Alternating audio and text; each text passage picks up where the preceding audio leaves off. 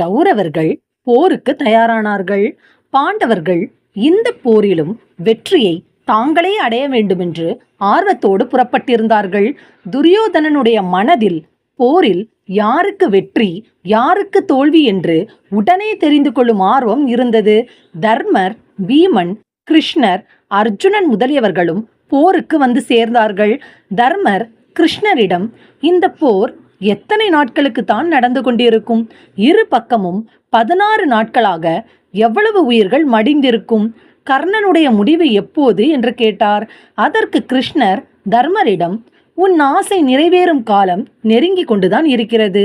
நாளைக்கு மறுநாள் அஸ்தினாபுரத்தின் அரியணையில் பாண்டவர்களின் ஏக பிரதிநிதியாக நீ அமரப்போகிறாய். இன்று போர் முடிவதற்குள் கர்ணனின் காலமும் முடிந்துவிடும். அர்ஜுனன் கைகளால் கர்ணன் இறக்கப் போகிறான் என்று கூறினார். பிறகு கிருஷ்ணர் துஷ்டதுய்மனிடம் படைகளை அணிவகுத்து நிறுத்துமாறு கட்டளையிட்டார். துஷ்டதுய்மனும் உடனே படைகளை அணிவகுத்து வரிசையாக நிறுத்தினான். கர்ணன் சல்லியனை தன்னுடைய தேர்ப்பாகனாக அமர்த்தி கொண்டான். சல்லியன் கர்ணனுடைய தேரில் அழகிய உயர்ந்த குதிரைகளை பூட்டி தயார் செய்து கொண்ட பின் தேரோட்டியின் ஆசனத்தில் ஏறி அமர்ந்தான். படைகளும் போருக்கு ஏற்ற முறையில் அணிவகுத்து நின்றனர். பாண்டவர் பக்கமிருந்து துஷ்டதுய்மன் தம் படைகளோடு போர் புரிய ஆரம்பித்தான். சோமக வம்சத்தை சேர்ந்த பெருவீரர்கள் பலரும் துஷ்டதுய்மனோடு சேர்ந்து வந்தார்கள். கர்ணனும் தன்னுடைய படைகளுடன் துஷ்டதுய்மனை எதிர்த்து போர் புரிந்தான். விரைவில் போர் கடுமையாக இருந்தது. வீரர்கள் பலர் இரு தரப்பிலும் அம்புகள் பட்டு இறந்தனர். திடீரென்று கர்ணனும் அவனுடைய படைகளும் விரைவாக சென்றனர். கர்ணன் துஷ்டதுய்மனை மிக கடுமையாக தாக்கினான். இந்த தாக்குதலை சமாளிக்க முடியாமல் துஷ்டதுய்மன் தன்னுடைய தேரை திருப்பி செலுத்தினான். இதனை கண்ட தர்மர் பீமனிடம் கர்ணனை எதிர்த்து போர் செய்யுமாறு கட்டளையிட்டார். தர்மரின் கட்டளையை நிறைவேற்ற பீமன் கோபத்தோடு கர்ணன் இருந்த திசையில் பாய்ந்து சென்றான். பீமனுக்கும் கர்ணனுக்கும் பயங்கரமான போர் நடந்தது. போர்க்களத்தின் வேறு பகுதிகளிலும் போர் விறுவிறுப்பாக நடந்து கொண்டிருந்தது. சாத்தகிக்கும் விடசேனனுக்கும் சோழனுக்கும் மகதனுக்கும் அர்ஜுனனுக்கும் அஸ்வத்தாமனுக்கும் போர்கள் நடந்தன. சாத்தகியோடு போர் புரிந்த விடசேனன் தேரையும் ஆயுதங்களையும் இழந்தான்.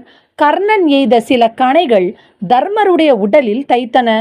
கோபமடைந்த தர்மர் கர்ணனுடைய வில்லை தேரை சிதறி போகுமாறு ஒடித்து தள்ளினார். தேரோட்டியாக இருந்த சல்லியன் உடம்பில் ஆயிரக்கணக்கான அம்புகள் துளைத்தது. தேரின் முன்புறம் கட்டப்பட்டிருந்த குதிரைகள் மீதும் அம்புகள் பாய்ந்து இறந்தது. அதனால் கர்ணன் போர் புரியாமல் அங்கிருந்து புறப்பட்டு சென்றான். பிறகு சிறிது நேரத்தில் கர்ணன் தேரில் நின்று கொண்டு சங்கு முழங்கியவாறே படைகளோடு புறப்பட்டு வந்து கொண்டிருந்தான். தர்மருக்கு அருகில் வந்ததும் வில்லை வளைத்து அம்புகளை தொடுக்க ஆரம்பித்தான். திடீரென்று ஏற்பட்ட தாக்குதலை தர்மரால் சமாளிக்க முடியவில்லை. அதனால் அவருடைய மார்பிலும் தோளிலும் சில அம்புகள் ஆழமாக பாய்ந்துவிட்டன. தர்மருடைய தேரின் பல பகுதிகளிலும் அம்புகள் சடசடவென்று மோதியதால் தேர் சக்கரங்களும் அச்சுகளும் முறிந்தன. கர்ணன் தர்மரிடம் ஆக்ரோஷமாக போர் செய்து கொண்டிருந்தான். இதனை கண்டதும் பீமன் தன் படைகளோடு தர்மருக்கு துணையாக வந்தான். கர்ணன் பீமனை கண்டதும் தர்மரை விட்டுவிட்டு பீமனோடு போர் செய்ய முயன்றான்.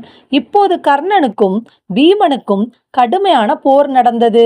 கர்ணனின் ஆவேசத்தை கண்டு பீமன் அதிர்ச்சியுற்று போர் புரியாமல் பின்வாங்கினான்.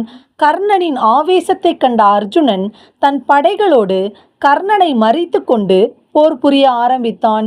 இவர்கள் இருவருக்கும் போர் நடந்தது.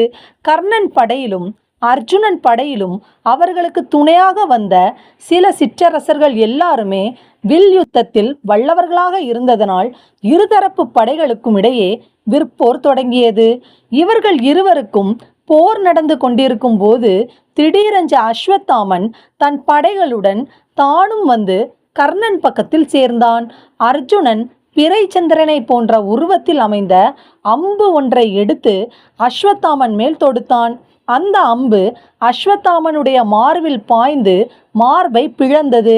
ஆனால் அஸ்வத்தாமன் சிரஞ்சீவித்துவ வரம் பெற்றவன். எளிய முறையில் மரணம் அவனை அணுக முடியாது. எனவே அம்பு பாய்ந்ததும் இறக்கவில்லை. ஆனால் மெல்ல தளர்ந்து தேரின் மேல் விழுந்து விட்டான்.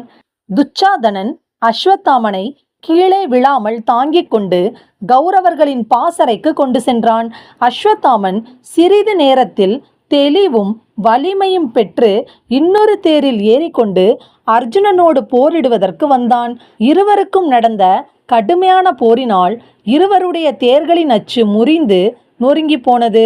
பிறகு பீமனும் துச்சாதனனும் கதாயுதங்களை எடுத்துக்கொண்டு மீண்டும் போரை தொடங்கினர். பீமன் துச்சாதனனின் மார்பை கதாயுதத்தை கொண்டு பிளந்து துச்சாதனனை கொன்றுவிட்டான். துச்சாதனன் பீமனால் கொல்லப்பட்ட செய்தி கிருஷ்ணர், தர்மர் முதலியவர்களுக்கு தெரிந்ததும் உடனே அவர்கள் பீமன் நின்று கொண்டிருந்த இடத்தை அடைந்தனர். துச்சாதனனையும் துரியோதனனுடைய தம்பியர்களில் மொத்தம் 10 பேரையும் பீமன் கொன்றுவிட்டதை அறிந்த தர்மரும் கிருஷ்ணரும் மகிழ்ச்சியடைந்தனர்.